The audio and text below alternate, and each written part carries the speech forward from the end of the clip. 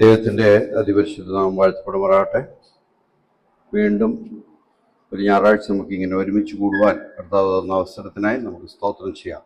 ദൈവവചനത്തിന് ശുശ്രൂഷിക്കുക എന്ന് പറയുമ്പോൾ ദൈവം നമ്മോട് സംസാരിക്കാൻ പറയുന്ന ഒരു ദൂതായിരിക്കണം പറയണം എന്നുള്ളൊരു ഉത്തരവാദിത്തമാണ്. ആ ഉത്തരവാദിത്തം വരുമ്പോൾ അതിൻ്റേതായ ഒരു ടെൻഷൻ ഉണ്ടാവും. ദൈവത്തിൻ്റെ ആത്മാവ് പ്രേരിപ്പിച്ച് നിങ്ങൾക്കും അത് പ്രയോജനപ്പെടുവാൻ തക്കവണ്ണം ആകേണ്ടതിനായിട്ട് നമുക്ക് പ്രാർത്ഥിക്കാം. മത്തായിയുടെ സുവിശേഷം 5-ാം അധ്യായം അതിൻ്റെ 37-ാമത്തെ വാക്യത്തിൽ കർത്താവ് പറയുന്ന, യേശുക്രിസ്തു തന്നെ പറയുന്ന ഒരു ഭാഗമുണ്ട്. അത് അതിൻ്റെ 5-ാം അധ്യായത്തിൻ്റെ ആദ്യത്തിൽ തന്നെ കാണുന്നത്, അവൻ പുരുഷാരത്തെ കണ്ടാറെ മലമേൽ കയറി അവൻ ഇരുന്ന ശേഷം ശിഷ്യന്മാരുടെ അടുത്ത് വന്നു. അവൻ തിരുവായി മൊഴിഞ്ഞ് അവരോട് ഉപദേശിച്ചെന്നാൽ, ആത്മാവിൽ ദരിദ്രരായ ഭാഗ്യവാന്മാർ എന്നുള്ള ആ ഒരു ഭാഗം തൊട്ടിങ്ങോട്ട് വളരെ പ്രസിദ്ധമായ ഭാഗമാണ്. ലോകമെമ്പാടും എല്ലാവരും, ക്രിസ്ത്യാനികൾ മാത്രമല്ല എല്ലാ വിഭാഗത്തിലുള്ള ആൾക്കാരും ഇത് വെച്ചിട്ട് പ്രസംഗിക്കുകയും പല ചിന്തകൾ പറയാറുമുണ്ട്. നമുക്കതിൻ്റെ 37-ാമത്തെ വാക്യത്തിൽ വരാം. നിങ്ങളുടെ വാക്ക് ഉവ്വ് ഉവ്വ് എന്നും ഇല്ല ഇല്ല എന്നും ആയിരിക്കട്ടെ.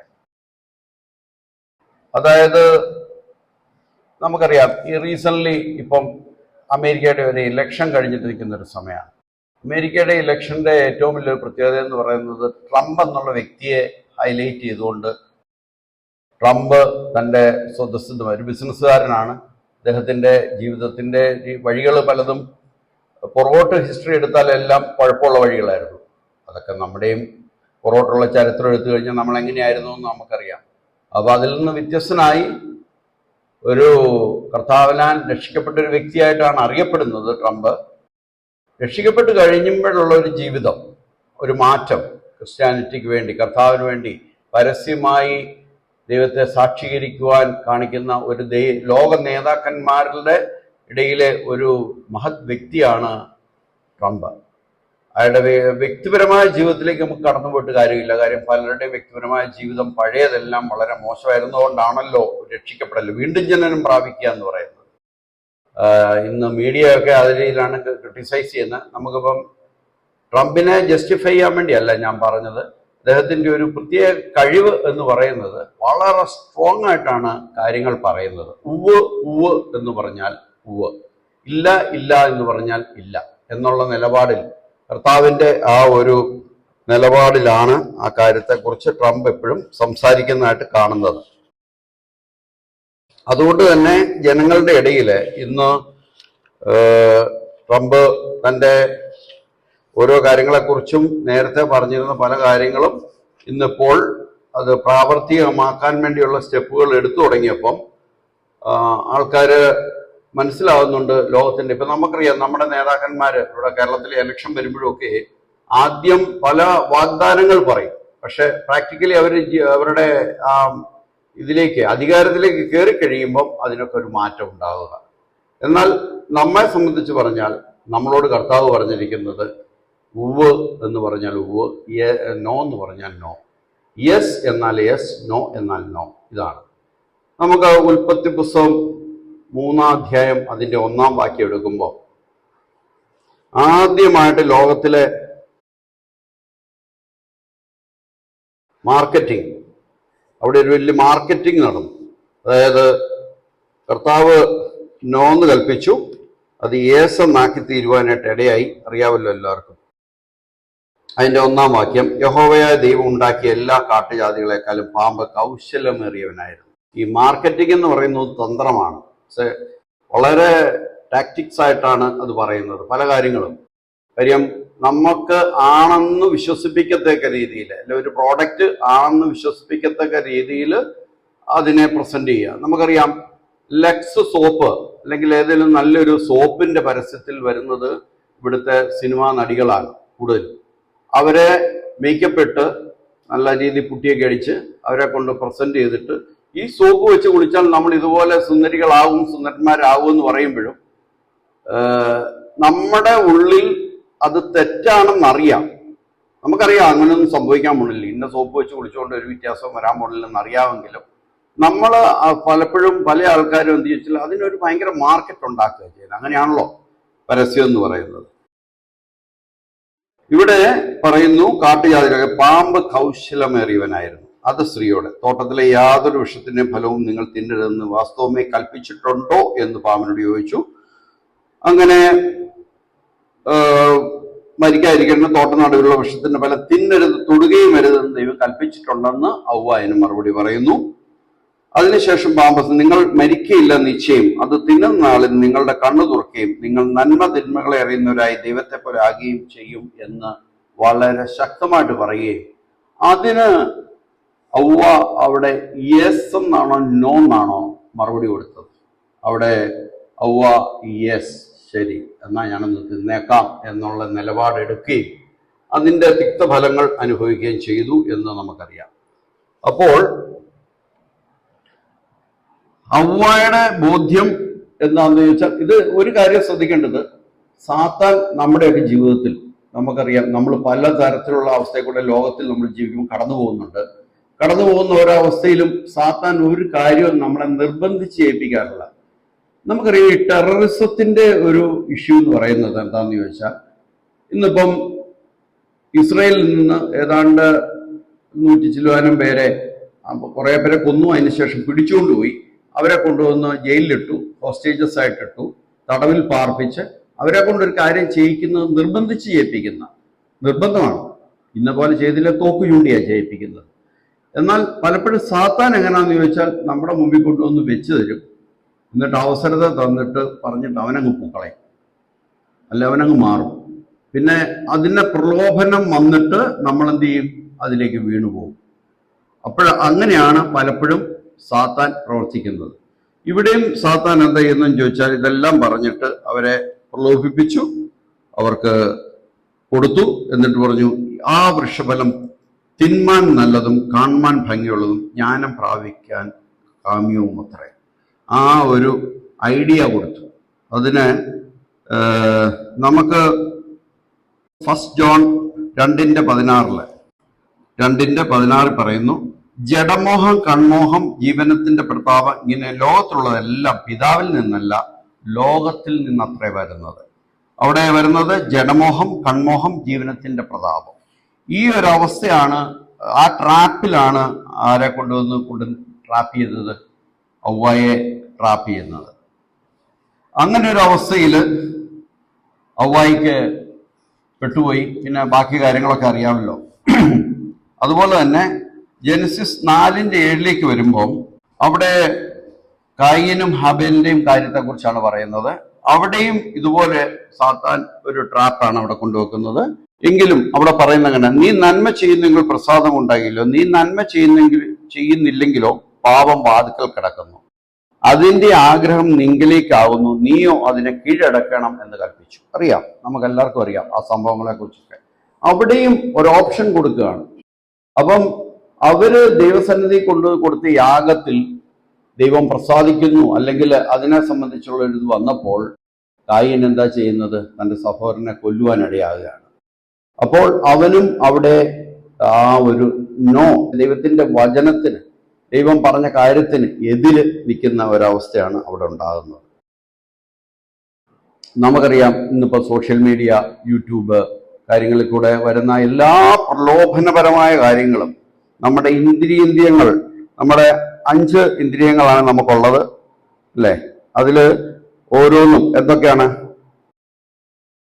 നാവ് രുചി, കണ്ണ് കാണാനായിട്ട്, നോസ് മണക്കാൻ, സ്കിന്ന് നമുക്ക് തൊടാൻ, ഇയേഴ്സ് കേൾക്കാൻ. ഇത്രയും കാര്യങ്ങളിൽ കൂടെ ആണ് നമുക്ക് പാപത്തിന്റെ എൻട്രി വരുന്നത്, അല്ലേ? നമ്മളെ എൻട്രി, പാപം എങ്ങനെയാണ് കടക്കുന്നത്? ഒന്നീ കണ്ടിട്ടായിരിക്കും. ഇപ്പം നമുക്കൊരു ഭക്ഷണം കഴിക്കണ്ടെങ്കിൽ പോലും അതിൻ്റെ മണം അടിച്ചു കഴിയുമ്പോൾ നമുക്ക് പ്രലോഭനം ഉണ്ടാവും. പ്രലോഭനങ്ങളാണ് വരുന്നത്. ഞാൻ പറഞ്ഞല്ലോ, സാത്താൻ ഇതിനുള്ള കാര്യങ്ങളെല്ലാം ഒരുക്കി കഴിയുമ്പോൾ നമ്മൾ ഈ തൊടൽ കൊണ്ടും കേൾവി കൊണ്ടും നമ്മുടെ കണ്ണുകൊണ്ടും ഒക്കെ കാണുന്ന അതാണ് വരുന്നത്. അതുകൊണ്ട് തന്നെയാണ് എനിക്ക് തോന്നുന്നു ഇയ്യോബിന്റെ പുസ്തകത്തിൽ പറയുന്നുണ്ട്, ഞാൻ കണ്ണുമായി ഒരു നിയമം ചെയ്തു എന്ന് ഇയ്യോബ് പറയുന്നുണ്ട്. എന്താണെന്ന്, ഞാനൊരു കന്യകയെ നോക്കാൻ ഇരിക്കാതെ വണ്ണം എൻ്റെ കണ്ണുമായി ഞാനൊരു നിയമം ചെയ്തു. നമ്മുടെ കണ്ണുകൾ, അതായത് ഇതൊക്കെയാണ് നമ്മുടെ ഉള്ളിലേക്ക് കിടക്കുന്നത്. യേശു ക്രിസ്തു ഒരിടത്ത് പറയുന്നുണ്ടോ, നിങ്ങൾ കൈ കഴുകി ഭക്ഷണം കഴിക്കുന്നതിനെ കുറിച്ച്, ആചാരത്തെക്കുറിച്ച് പറയുമ്പോൾ പറയുന്നുണ്ട്, ഇതൊന്നുമല്ല നിങ്ങളെ അശുദ്ധരാക്കുന്നത്, നിങ്ങളുടെ ഉള്ളിലേക്ക് കിടക്കുന്ന ചിന്തകൾ, ആ മനസ്സിന്റെ അവസ്ഥയാണ് നമ്മളെ മോശമാക്കുന്നത്. അതുകൊണ്ട് തന്നെ നമുക്ക് ഉവ്വ് ഉവ്വ് എന്ന് പറയാനും നോ നോ എന്ന് പറയുവാനുള്ള ഒരു പേഴ്സണാലിറ്റി, ഒരു തൻ്റെടം, വ്യക്തിത്വം നമുക്കുണ്ടാവണം നമ്മുടെ ജീവിതത്തിൽ. പ്രത്യേകിച്ച് കുഞ്ഞുങ്ങളൊക്കെ സ്കൂളിലും കോളേജിലും പഠിക്കുമ്പം, എനിക്കറിയാം, ഞാനൊക്കെ കോളേജിൽ പഠിക്കുന്ന സമയത്ത് ഞങ്ങളുടെ ഫ്രണ്ട്സിന്റെ ഗ്രൂപ്പിൽ ഒരു ഗ്രൂപ്പ് വളരെ ഈ പറഞ്ഞ പോലെ അന്ന് ഈ ഡ്രഗ്സ് എന്നുള്ളത് അത്ര ഇല്ല എങ്കിലും കുറച്ചൊക്കെ കള്ളുകൂടി കാര്യങ്ങൾ അല്ലെങ്കിൽ അങ്ങനത്തെ ഇതൊക്കെയാണ് കൂടുതലുണ്ടായിരുന്നത്. ഒരു വിഭാഗം ചെറുപ്പക്കാരുണ്ടായിരുന്നു അങ്ങനെയുള്ളവർ. അവരുടെ ഇടയിൽ നമ്മളെ പ്രലോഭനങ്ങൾ ഉണ്ടാവും. അവിടെ നിന്ന് നമ്മൾ ഒഴിഞ്ഞു പോകുന്ന എങ്ങനെയാണെന്ന് വെച്ചാൽ, നമ്മുടെ ഒരു പരിധി വരെ നമ്മുടെ മാതാപിതാക്കന്മാർ നമുക്ക് തന്ന ട്രെയിനിങ് ആണ്. രണ്ടാമത്തെ അവസ്ഥ എന്ന് പറയുന്നത് നമ്മുടെ വ്യക്തിപരമായ നമ്മുടെ ബോധ്യമാണ്. അത് തെറ്റാണ്, ചില കാര്യങ്ങളിൽ പെടരുത് എന്നുള്ളതാണ്. അവിടെ നമ്മൾ നോ എന്ന് പറഞ്ഞ് പോയാൽ നമ്മൾ രക്ഷപ്പെട്ടു. അവിടെ നമ്മൾ യെസ് എന്നും പറഞ്ഞ് അവരുടെ ആ ട്രാപ്പിൽ നമ്മൾ ചെന്ന് പെടുകയാണെങ്കിൽ നമുക്ക് ശരിക്കും പറഞ്ഞാൽ പിന്നെ യാതൊരു തരത്തിലുള്ള സാധ്യതകളുമില്ല. ഒന്നായി നമ്മൾ അതിലേക്ക് ഇന്ന് പെടാനുള്ള സാധ്യതയാണ് കാണുന്നത്. ദൈവം തന്നിരിക്കുന്ന അകത്തേക്ക് കയറാനുള്ള ഈ 5 വഴികൾ അത് വളരെ ശ്രദ്ധയോടുകൂടി നമ്മൾ കൈകാര്യം ചെയ്യേണ്ടതാണ്. കാര്യം നമ്മുടെ പിതാക്കന്മാരുടെ ചരിത്രം എടുത്തു നോക്കുമ്പോൾ അവരുടെയൊക്കെ ഓരോരുത്തരുടെ ഹിസ്റ്ററിയിൽ നമുക്കറിയാം. അബ്രഹാമിന്റെ സാറയുടെ ചരിത്രത്തിലേക്ക് നോക്കുമ്പം അബ്രഹാമിന് ദൈവം വാഗ്ദത്തം ചെയ്തു, നിനക്ക് ഒരു മകൻ ഉണ്ടാവും. അത് ദൈവം പറഞ്ഞതാണ്, പ്രോമിസാണ്. ആ പ്രോമിസിന് എന്തായി പറ്റിയേ, സാറ ചെന്നിട്ട് അവിടെ പ്രലോഭിപ്പിച്ചു. നമുക്കുണ്ടാകുന്നില്ല, നമുക്കൊരു കാര്യം ചെയ്യാം, ഞാൻ എൻ്റെ ദാസിയെ നിനക്ക് തരാം, ആ രീതിയിൽ ഒന്ന് ട്രൈ ചെയ്ത് നോക്ക്, ഒന്ന് ട്രൈ ചെയ്യാൻ പറഞ്ഞു. അവിടെ അബ്രഹാം യെസ് എന്ന് പറഞ്ഞു. ഇന്നും ലോകത്തിന്റെ പ്രശ്നം മുഴുവൻ ആ യേസിലാണ് പ്രശ്നമായിരിക്കുന്നത്. അറിയാമല്ലോ, കൂടുതലൊന്നും പറയേണ്ട ആവശ്യമില്ല.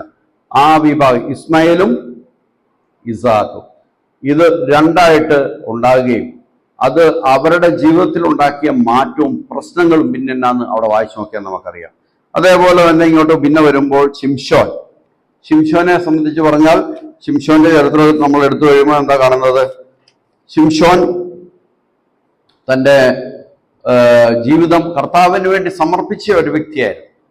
ശിംശോന്റെ ജീവിതം എന്ന് പറയുന്നത് ദൈവത്തെ അനുസരിച്ചും ദൈവത്തിന് വേണ്ടി നിന്ന ശിംശോൻ ഒരു സ്ത്രീയുടെ പ്രലോഭനത്തിന് അടിമയായി അവിടെ ചെന്ന് പെട്ടുപോവുകയാണ് ചെയ്യുന്നത്.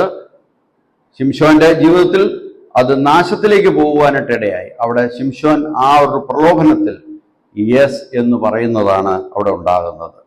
അതേപോലെ നമുക്കറിയാം ശൗൽ രാജാവ്, അതേപോലെ കിങ്സ് ഓഫ് ഇസ്രായേൽ, 42 രാജാക്കന്മാരാണ് ഇസ്രായേലിനെ ഭരിച്ചിരുന്നത്. ഇസ്രായേൽ, ജൂദ, യഹൂദ ദേശങ്ങളിലെ രണ്ടോടെ കൂടി 42 രാജാക്കന്മാർ ഭരിച്ചിരുന്നു. ഒരു ലേഡി ഭരണാധികാരി ഉണ്ടായിരുന്നു, ഒരു ക്യൂൻ ഉണ്ടായിരുന്നു എന്നുള്ള വിവരം നിങ്ങൾക്കറിയാമല്ലോ. അവിടെ അവരുടെ ജീവിതത്തിൽ, അവരുടെ ഓരോരുത്തരുടെ ജീവിതത്തെക്കുറിച്ചൊന്ന് പഠിച്ചു കഴിഞ്ഞാൽ അറിയാം, അവിടെയൊക്കെ ദൈവവചനത്തിൽ നിന്ന് അവർ തെറ്റിപ്പോകുമ്പോഴാണ് അവർക്ക് അവരുടെ ഡെസ്റ്റിനി, അതായത് ആ ലക്ഷ്യത്തിലേക്ക് അവർ ചെന്നെത്തേണ്ട സ്ഥലത്തിന് മാറ്റം ഉണ്ടാകുക എന്ന് ചെയ്യുന്നത്. അതേപോലെ യോസഫിനെ കുറിച്ചറിയാം. യോസഫ് പൊത്തിഫേറിന്റെ ഭവനത്തിലായിരിക്കുമ്പോൾ ഭാര്യ വഴി പൊത്തിഫേറിന്റെ ഭാര്യ വന്ന് പ്രലോഭനം ചെയ്യുമ്പോൾ അവിടെ നിന്ന് ഓടി രക്ഷപ്പെടുന്നത് കൊണ്ട് മാത്രമാണ് യോസഫിന് തൻ്റെ ജീവിതത്തിലൊരു മാറ്റം, വേറൊരു ട്രാക്കിലേക്ക് പോകുന്നത്. ഇപ്പം നമ്മൾ പറഞ്ഞു കഴിഞ്ഞാൽ 2 വഴിയാണുള്ളത്.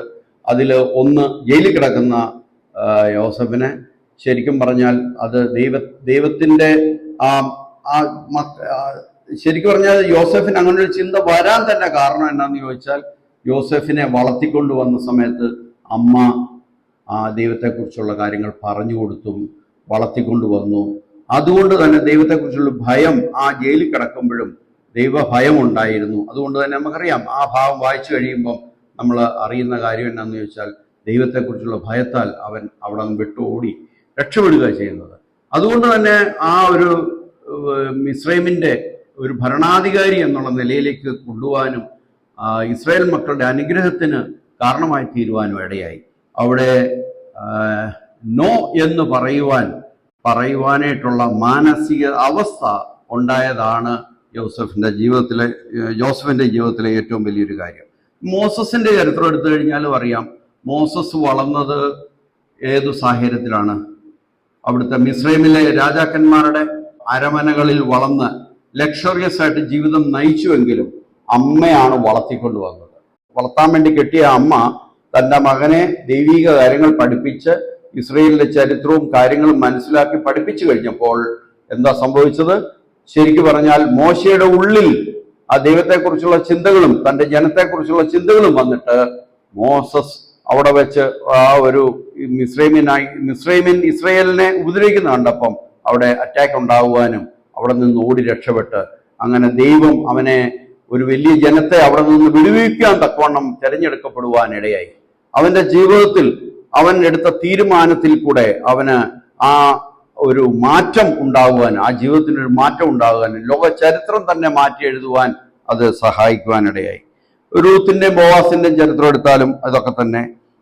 റൂത്ത് എടുക്കുന്ന തീരുമാനം, ബോവാസുമായിട്ടുള്ള ജീവിതത്തിലുണ്ടാകുന്ന തീരുമാനത്തില് ആ യെസ് ഓർ നോ എന്നുള്ള കാര്യം പലതരത്തിലുള്ള പ്രലോഭനങ്ങൾ വന്നായിട്ട് നമുക്ക് വായിക്കുന്നുണ്ട്. അവിടെ വ്യത്യസ്തനായിട്ട് വരുന്ന ഒരവസ്ഥയാണ് വരുന്നത്. അതേപോലെ തന്നെ മോസസിന്റെ കൂടെ ഉണ്ടായിരുന്ന അഹറോൻ എടുത്ത തീരുമാനമായിരുന്നു സ്ത്രീകളോട് അവരിട്ടിരുന്ന ആഭരണങ്ങൾ ഊരാൻ പറഞ്ഞത്. ശരിക്കും ആഭരണം ഊരിയപ്പോഴാണ് അവിടെ എന്തുണ്ടായത്? ഒരു വിഗ്രഹങ്ങൾ ഉണ്ടായത്.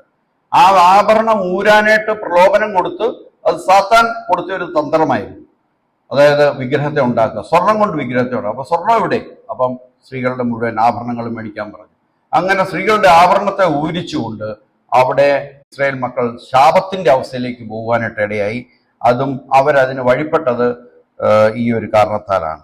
അതേപോലെ നമ്മൾ ദാവീദിന്റെ ചരിത്രം എടുത്ത് നോക്കിയാൽ, ദാവീദിന്റെ ചരിത്രത്തിൽ നോക്കുമ്പോഴും ദാവീദിന് എന്താണ് സംഭവിച്ചത്? ബർഷേബയിലെ ആ ഒരു കാണുവാനും ആ ഒരു അവസ്ഥയിലേക്ക് എന്ന് പെടുവാനും അവിടെ അവന്റെ മുമ്പിൽ സാത്താൻ കൊണ്ട് ഒരുക്കിയ വഴിയിൽ അവന് നോ എന്ന് പറയുവാൻ അവൻ സാധിച്ചില്ല എന്നുള്ളത് കൊണ്ട് തന്നെ അനുഗ്രഹത്തിന്, അല്ലേ, നമ്മൾ ദാവീദിനെ കുറിച്ച് വായിക്കുമ്പോൾ പറയുന്നുണ്ട്, ഞാൻ നിനക്ക് എത്രയോ അനുഗ്രഹങ്ങൾ തരേണ്ടതായിരുന്നു.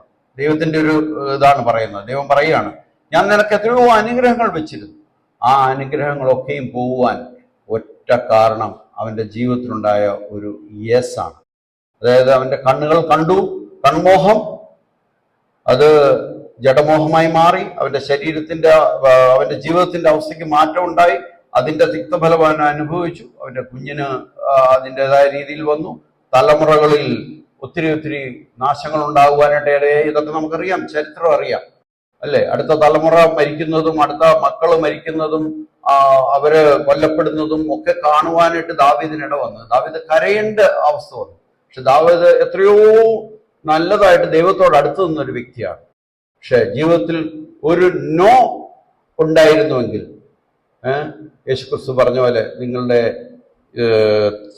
നോ എന്നാണെങ്കിൽ നോ എന്ന് തന്നെ പറയുവാൻ, നമ്മുടെ ജീവിതത്തിൽ ഒരു തീരുമാനം എടുക്കുന്നത് നമ്മുടെ ജീവിതത്തിന് മാറ്റം ഉണ്ടാകുവാൻ, നന്മയുണ്ടാകുവാൻ, അനുഗ്രഹം ഉണ്ടാകുവാൻ അതിടയാകും എന്നുള്ള കാര്യം പ്രത്യേകം ഓർക്കണം. നമുക്ക് പുതിയ നിയമത്തിലേക്ക് വരുമ്പോൾ തന്നെ നമ്മുടെ ശിഷ്യന്മാരെ കുറിച്ചൊക്കെ അറിയാം. പീറ്ററിന്റെ സ്വഭാവം തന്നെ പ്രത്യേക സ്വഭാവമാണ്. എല്ലാത്തിനും ചാടി ഇറങ്ങി പുറപ്പെടും, അല്ലേ? കർത്താവ് നടക്കാൻ വെള്ളത്തിന്റെ മീത നടന്നപ്പോൾ ചാടി ഇറങ്ങി ഓടി ചെന്ന് പറഞ്ഞ് ഞാനിവിടെ വരട്ടെ എന്ന് ചോദിച്ചു ചാടി ഇറങ്ങിയതാ. പക്ഷെ പെട്ടെന്ന് മനസ്സ് മാറി. അങ്ങനത്തെ പീറ്ററാണ്. പക്ഷെ പീറ്റർ യേശുക്രിസ്തുവിനെ അവര് അറസ്റ്റ് ചെയ്തുകൊണ്ട് പോയപ്പോഴത്തേനും പീറ്ററിന്റെ മനസ്സ് വളരെ വ്യാകുലപ്പെട്ടു. അവസാനം അവൻ സങ്കടപ്പെട്ട് കരഞ്ഞു, മാനസാന്തരപ്പെട്ടു. ആ മാനസാന്തരത്തിൽ കൂടെ പീറ്ററിന് വീണ്ടും ദൈവം അവനെ ഏറ്റവും ഉയർത്തുവാനിടയായി. അവനെ ഏറ്റവും നല്ലൊരു അവസ്ഥയിലേക്ക് കൊണ്ടുവരുവാനായിട്ട് ഇടയാകുവാൻ വന്നു. അതേപോലെ തന്നെയാണ് പൗലോസ് ക്രിസ്ത്യാനികളെ കൊല്ലുവാൻ വേണ്ടി, ക്രിസ്ത്യാനികളെ പീഡിപ്പിക്കുവാൻ വേണ്ടി സ്വയമേ തെരഞ്ഞെടുത്ത ആ തീഷ്ണത കൊണ്ടാണ്, യഹൂദനായിരിക്കെ തീഷ്ണമായ തന്റെ ചിന്താഗതികൾ കൊണ്ട് തന്നെ അവരെ കൊല്ലുവാനായിട്ട് പോയ പൗലോസ്, ശൗല് എന്താ പറ്റിയ? ശൗലിന് ദൈവം ഇടപെട്ടു, നീ മാറണം എന്ന് പറഞ്ഞപ്പോൾ അതിന് വഴിപ്പെട്ട് മുമ്പോട്ട് വന്നപ്പം പൗലോസിന്റെ ജീവിതത്തിലും ഇന്ന് ക്രിസ്ത്യാനികളുടെ, നമ്മുടെ ക്രിസ്ത്യൻ കമ്മ്യൂണിറ്റിയുടെ ജീവിതത്തിലും നമുക്ക് വേണ്ട എല്ലാ ലേഖനങ്ങളും എല്ലാ കാര്യങ്ങളും ചെയ്യുവാനും ലോകത്തിന്റെ അനുഗ്രഹമായി തീരുവാനും പൗലോസ് മുഖാന്തരം സാധിച്ചു. എന്നാൽ നമുക്കറിയാം, യേശുവിന്റെ ശിഷ്യനായ യൂദായെ സംബന്ധിച്ച് പറഞ്ഞാൽ, യൂദായ്ക്ക് എന്ത് സംഭവിച്ചു? യൂദ അവിടെ കർത്താവിനെ ഒറ്റിക്കൊടുക്കുവാനുള്ള പല പ്രലോഭനങ്ങളും സാത്താൻ കൊണ്ടുവന്ന് വെച്ചപ്പോൾ അവിടെ നോ എന്ന് പറയുവാൻ കഴിയാതെ അവൻ യെസ് എന്നുള്ള നിലയിൽ അതിൻ്റെ പുറകെ നടന്നപ്പോൾ അവൻ്റെ ജീവിതത്തിലുണ്ടായ മാറ്റം എന്ന് പറയുന്നത് നമുക്കറിയാം എന്താണെന്നുള്ളത്. അവൻ കെട്ടിത്തൂങ്ങി ചാകുവാനായിട്ടിടയായി. ആ ദൈവീകമായ അനുഗ്രഹങ്ങളിൽ നിന്ന്, അല്ലെങ്കിൽ അവൻ ദൈവസന്നിധിയിൽ എത്തേണ്ടവൻ, നിത്യജീവന്റെ അവകാശിയായി തീരേണ്ടവൻ എന്ന് നരകത്തിലേക്ക് പോകുവാനിടയായി. നമ്മെ സംബന്ധിച്ച് പറഞ്ഞാൽ നമ്മുടെ ജീവിതത്തിന്റെ മാറ്റം എന്തായിരുന്നു? നമ്മുടെ ജീവിതത്തിന്റെ മാറ്റം എന്ന് പറയുന്നതും, നമ്മുടെ ജീവിതത്തിൽ ഒരിക്കൽ നാം സുവിശേഷം കേട്ടു, യേശു ക്രിസ്തുവിനെ വേണോ വേണ്ടയോ എന്നുള്ള ഒരു ചോദ്യം വന്നപ്പോൾ അവിടെ നമുക്ക് നമ്മൾ തീരുമാനമെടുത്തു. യേശു ക്രിസ്തുവിനെ വേണോ വേണ്ടയോ, നോ ഓർ യെസ്. യെസ് എന്ന് പറഞ്ഞപ്പോൾ നമ്മൾ സ്വർഗത്തിന്റെ അവകാശികളായി മാറി. എബ്രായ ലേഖനം 3-ാം അധ്യായത്തിൽ വായിക്കുന്ന പോലെ സ്വർഗീയ വിളിക്ക് ഓഹരിക്കാരായി മാറുവാനായിട്ട് നമ്മളിടയായി, അല്ലേ? നമ്മൾ എബ്രായ ലേഖനത്തിൽ നമ്മൾ വായിക്കുന്നത്, എബ്രായ ലേഖനത്തിൽ പറയുന്നു, അതുകൊണ്ട് വിശുദ്ധ സഹോദരന്മാരെ, സ്വർഗീയ വിളിക്ക് ഓഹരിക്കാരായുള്ളവരെ, നമുക്ക് സ്വർഗീയ വിളിക്ക് ഓഹരിക്കാരാകുവാൻ നമ്മെ ദൈവം വിളിച്ചിരിക്കുന്നു എന്നുള്ളതാണ് നമുക്ക് ഏറ്റവും വലിയൊരു സന്തോഷം. കാര്യം നമ്മൾ യെസ് എന്ന് പറയുവാനിടയായത് നമ്മുടെ ജീവിതത്തിൽ ഉണ്ടായ ഒരു മാറ്റമാണ്. നമ്മുടെ ജീവിതത്തിൽ ദൈവവുമായിട്ടുള്ള ബന്ധത്തിൽ നമുക്ക് യെസും നോയുടെ മുമ്പിൽ പലപ്പോഴും നമ്മൾ ഫേസ് ചെയ്യുന്ന കാര്യമാണ്. അവിടെ നമുക്കത് പറയുവാനുള്ള ഒരു തീരുമാനം നമ്മുടെ ജീവിതത്തിൽ ഉണ്ടാവണം. നമ്മൾ ഏത് അവസ്ഥയിലേക്ക് പോകുമ്പോഴും, നമ്മുടെ ബിസിനസ് രംഗത്തിലായിക്കോട്ടെ, നമ്മുടെ ചെയ്യുന്ന ഏത് അവസ്ഥയിലും, നമ്മൾ ഫ്രണ്ട്സുമായിട്ടുള്ള കാര്യങ്ങളിലും എവിടെയായിരുന്നാലും നമുക്ക് ഒരു തീരുമാനം എടുക്കുമ്പോൾ അവിടെ നമ്മുടെ മുമ്പിൽ സാത്താൻ പലതരത്തിലുള്ള തന്ത്രങ്ങൾ കൊണ്ടുവരുമ്പോൾ അതിനെ തീരുമാനമെടുത്ത് അതിന് എന്താണ് നമ്മൾ എടുക്കേണ്ടതെന്നുള്ളത് ദൈവസന്നിധി പ്രാർത്ഥനയോടുകൂടെ, ദൈവമക്കൾ ചെയ്യേണ്ട പ്രത്യേക ഒരു കാര്യം എന്ന് പറയുന്നത് പ്രാർത്ഥനയോടുകൂടെ അവർ തീരുമാനം എടുക്കേണ്ടത് അത്യാവശ്യമാണ്. നമ്മുടെ പഠന കാര്യത്തിൽ, നമ്മൾ പഠിക്കുന്ന കാര്യങ്ങളിലും നമ്മൾ ഒരു ലൈനിൽ നിന്ന് വേറൊരു ലൈനിലേക്ക് തിരിഞ്ഞു പോയാൽ, ഇപ്പം നമുക്കറിയാം, നമ്മുടെ യൗവനക്കാരായിട്ടുള്ളവർ അല്ലെങ്കിൽ മാരേജ് കഴിഞ്ഞിട്ടുള്ള കപ്പിൾസിനോടൊക്കെ ചോദിച്ച് അവരുടെ ജീവിതത്തിന്റെ ആ ടേണിംഗ് പോയിന്റ് വന്ന സമയത്ത് അവർ ദൈവസന്നിധിയിൽ ഇരുന്ന് പ്രാർത്ഥിച്ചെടുത്ത തീരുമാനപ്രകാരമാണെങ്കിൽ അതിന് അവർക്കൊരു മാറ്റം ഉണ്ടാവും. അവരെടുത്ത പ്രൊഫഷൻ അവരെ നല്ല നിലയിലേക്ക് നയിക്കുവാനിടയാവും.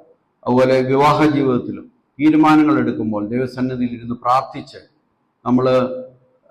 നമ്മുടെ വ്യക്തിപരമായ തീരുമാനമല്ല, സാത്താൻ പലതരത്തിലുള്ള പ്രലോഭനങ്ങൾ അല്ലെങ്കിൽ പലതരത്തിലുള്ള കാര്യങ്ങൾ മുമ്പിൽ കൊണ്ടു തരുമ്പോൾ അതിലേതാണ് തീരുമാനിക്കേണ്ടതെന്നുള്ള തീരുമാനം എടുക്കുവാൻ ദൈവം നമ്മെ കൂടുതലായി സഹായിക്കട്ടെ. അതുപോലെ ബിസിനസ് രംഗങ്ങളിലും എല്ലാം ഇതിൻ്റെ ഒരു ആവശ്യകതയുണ്ട് എന്നുള്ള കാര്യത്തിൽ യാതൊരു സംശയമില്ല. പിന്നെ നമ്മളെ ഇന്ന് അതുപോലെ പ്രലോഭിപ്പിക്കുന്ന, നമ്മളിപ്പോൾ പറഞ്ഞ പോലെ കൺമോഹം ജീവനത്തിന്റെ പ്രതാപം എന്ന് പറയുന്നത്, കൺമോഹം കാണുന്നത് എന്താണെന്ന് വെച്ചാൽ പർച്ചേസ്. ഇപ്പം ലൂലുവിൽ 50% ഓഫ് എന്ന് കേട്ട് കഴിഞ്ഞാൽ അറിയാതെ ആണെങ്കിലും നമ്മൾ ഓടും, അവിടെ ചെല്ലും. വേണ്ടാത്ത സാധനം പോലും മേടിച്ചുകൊണ്ട് നമ്മുടെ അലമാരി കൊണ്ടുവെക്കും. ജീവിതത്തിൽ ഉപയോഗിക്കുകയോ പോലും ഇല്ലോ എന്നുള്ളത് നോക്കാറില്ല. പലപ്പോഴും ചെയ്യുന്നതാണ് എല്ലാവരും. നമ്മൾ ആ ഒരു പ്രലോഭനത്തിന് നമ്മൾ അടിമയാകുമ്പോൾ നമ്മൾ അറിഞ്ഞും അറിയാതെയും നമ്മൾ എന്ത് പറ്റുന്നു, നമ്മുടെ സാമ്പത്തികമായ നമ്മുടെ നഷ്ടം, അതിനേക്കാൾ ഉപരിയുള്ള ബുദ്ധിമുട്ടുകളെല്ലാം വരും. അത് കഴിഞ്ഞ് നമ്മളെ കുറച്ചാൾ കഴിയുമ്പോൾ അറിയുന്നത് ഇതേ വിലയ്ക്ക് നമുക്ക് വേറെ കിട്ടുമായിരുന്നു എന്നുള്ളത്. ഇതൊന്നും കാണത്തില്ല. ബ്ലൈൻഡായിട്ട് നമ്മൾ ഓടിപ്പോയി ഈ ഓഫറുകളെല്ലാം മേടിക്കാനും, ഇന്നിപ്പം നെറ്റിൽ നോക്കിയാലും നമ്മുടെ ഇതിനകത്തെല്ലാം ഇഷ്ടംപോലെ ഓഫേഴ്സ് ഉണ്ട്. ഈ ഓഫേഴ്സ് മുഴുവൻ നമ്മളെ ട്രാപ്പ് ചെയ്യുക ചെയ്യുന്നത്. അതുകൊണ്ട് തന്നെ നമ്മുടെ ജീവിതത്തിൽ നമ്മൾ തീരുമാനങ്ങൾ എടുക്കുമ്പോൾ ദൈവസന്നിധി പ്രാർത്ഥിച്ച്, കർത്താവ് ഇവിടെ പറഞ്ഞതുപോലെ മത്തായിയുടെ സുവിശേഷം 5-ാം അധ്യായത്തിൽ പറഞ്ഞതുപോലെ 37-ാം വാക്യം ഒരിക്കൽ കൂടെ വായിക്കാം. നിങ്ങളുടെ വാക്ക് ഉവ്വ ഉവ്വ എന്നും ഇല്ല ഇല്ല എന്നും ആയിരിക്കട്ടെ, ഇതിൽ അധികമായത് ദുഷ്ടനിൽ നിന്ന് വരുന്നു. അടുത്ത വാക്ക് അങ്ങനെയാണ് പറയുന്നത്, ഇതിൽ അധികമായത് ദുഷ്ടനെന്ന് വരുന്നു. അതായത് നമ്മൾ ഇതിനെ പരിധി കഴിഞ്ഞിട്ട് ദൈവത്തിന്റെ ആലോചനയ്ക്ക് അല്ലാതെ നമ്മൾ എന്തെങ്കിലും ചെയ്താൽ അത് കൂടുതലും വരുന്നത് ദുഷ്ടനിൽ നിന്നാണ് വരുന്നത്. അത് മനസ്സിലാക്കുവാൻ ദൈവം നമ്മെ ഇടയാക്കട്ടെ. നമുക്ക് ദൈവസന്നിധി നമ്മളെ തന്നെ ഒരുക്കണം. കാര്യം നമുക്ക് നമ്മുടെ ചിന്തകളിൽ നമുക്കറിയാം, സാത്താൻ കൊണ്ടുവന്ന ഓരോ ട്രാപ്പ് കൊണ്ടുവന്ന് വെച്ച് കഴിയുമ്പോൾ അതിനെക്കുറിച്ചുള്ള തീരുമാനം എടുക്കുവാൻ അറിയാം. ആദാമിന്റെ ഹവ്വയുടെയും കാര്യം പറഞ്ഞതുപോലെ അവിടെ ഒരു തരത്തിലും സാത്താൻ അവിടെ നിർബന്ധിക്കുന്നതായിട്ട് കാണുന്നില്ല, അല്ലേ? നമുക്ക് വായിക്കുമ്പോൾ അറിയാം. അവൻ വന്നിങ്ങനെ പറഞ്ഞ് അങ്ങനെയാണോ ഇങ്ങനെയാണോ, അങ്ങനെ പറഞ്ഞിട്ടുണ്ടോ, ഇങ്ങനെ ചെയ്തിട്ടുണ്ടോ എന്നൊക്കെയുള്ള ചോദ്യമൊക്കെ ചോദിച്ച് കർത്താവ് അങ്ങനെ പറഞ്ഞിട്ടുണ്ട്, ദൈവം പറഞ്ഞിട്ടുണ്ട്, അങ്ങനെ കഴിക്കരുത്, തൊടുക പോലും വരുത് എന്നൊക്കെ പറഞ്ഞ് കൂടുതലും ദൈവം പറയാത്ത കാര്യം കൂടെയൊക്കെ പറഞ്ഞ് ഔവ്വ എന്ന് ട്രൈ ചെയ്ത് നോക്കി. പക്ഷെ ഔവ്വ അവസാനം വീണുപോയി. അവിടെയാണ് ഇപ്പം നമ്മൾ എടുക്കുന്ന ഡിസിഷൻ, അല്ലെങ്കിൽ ഉവ്വ് എന്നാണെങ്കിൽ ഉവ്വ്, അത് ആലോചിച്ച് ഉവ്വ് എന്ന് തീരുമാനിച്ച് മുമ്പോട്ട് നീങ്ങുക. അത് അടുത്ത തലമുറയും അതിനുവേണ്ടി പഠിപ്പിക്കുവാൻ, അതിനുവേണ്ടി പ്രിപ്പയർ ആക്കുവാൻ, തീരുമാനം എടുക്കുവാനുള്ള ഡിസിഷൻ മേക്കിംഗ് എന്ന് പറയുന്നതാണ് ഏറ്റവും വലുത്. ഞാൻ നേരത്തെ പറഞ്ഞ പോലെ ലോക ചരിത്രത്തിന്റെ ഓരോ ഭാഗത്തും അവർ എടുത്ത തീരുമാനത്തിന്റെ അവസ്ഥയിലാണ് പല നേതാക്കന്മാരും ഇന്ന് അവരുടെ അവസ്ഥകൾക്ക് മോശമായത്. രാജ്യത്തിന്റെ സാമ്പത്തിക സ്ഥിതിക്ക് നാശമായത്. നമുക്ക് ഈ റീസെന്റ് നമ്മുടെ ചുറ്റുമുള്ള ഓരോ രാജ്യങ്ങളെ എടുത്തു നോക്കി. ഇപ്പം ജസ്റ്റിൻ ട്രൂഡോയുടെ കാര്യം നമുക്കറിയാം. കാനഡയിൽ അവരെടുത്ത ഓരോരോ തീരുമാനം ആവശ്യമില്ലാത്ത രീതിയിൽ മറ്റു രാജ്യങ്ങളെ സപ്പോർട്ട് ചെയ്ത് രാഷ്ട്രീയത്തിലേക്ക് നിങ്ങൾ എല്ലാവരും വായിക്കാറുണ്ടല്ലോ. ഓരോ അവസ്ഥയിൽ കൂടിയും അവർക്ക് എന്തായി, നാശത്തിലേക്ക് പോകാനിടയായി. അപ്പം ദൈവസന്നിധിയിൽ നിന്ന് പ്രാർത്ഥനയോടുകൂടി തീരുമാനമെടുത്ത് മുമ്പോട്ട് നീങ്ങുവാൻ ദൈവം ഇടയാക്കട്ടെ. അതിനായിട്ട് ദൈവം നമ്മെ സഹായിക്കട്ടെ. ഇവിടെ കർത്താവ് പറഞ്ഞ പോലെ നിങ്ങളുടെ വാക്ക് ഉവ്വ് ഉവ്വ് എന്നും ഇല്ല എന്നും ആയിരിക്കട്ടെ. അതിനുള്ള ധൈര്യവും ശക്തിയും ബലവും ആലോചനയും കർത്താവ് തരികയും ദൈവം എല്ലാവരെയും അനുഗ്രഹിക്കുകയും ചെയ്യുമാറാകട്ടെ. ദൈവത്തിന് സ്തോത്രം.